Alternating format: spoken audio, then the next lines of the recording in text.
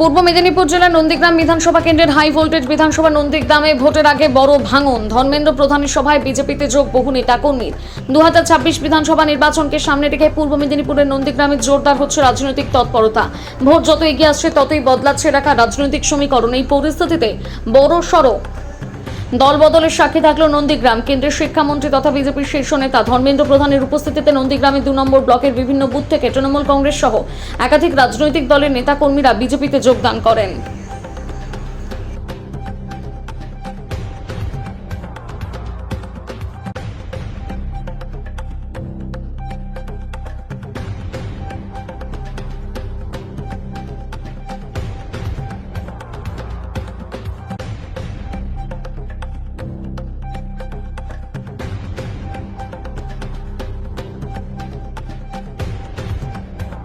Joining সভা আমাদের কেন্দ্রীয় শিক্ষামন্ত্রী ধর্মেন্দ্রজি এসছেন এবং আমাদের উড়িষ্যা থেকে 2 জন এমএলএ সাহেব এসছেন, টঙ্কারজি এবং মানবজি, এবং আমাদের মন্ডল সভাপতি এবং আমাদের তমলুক সাংগঠনিক জেলার সহসভাপতি প্রলয় পালবাবু আছেন।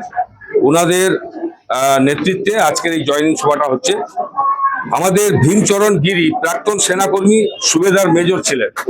সুবেদার মেজর প্রাক্তন সেনাকর্মী ভীমচরণ গিরি সাহেব আছেন।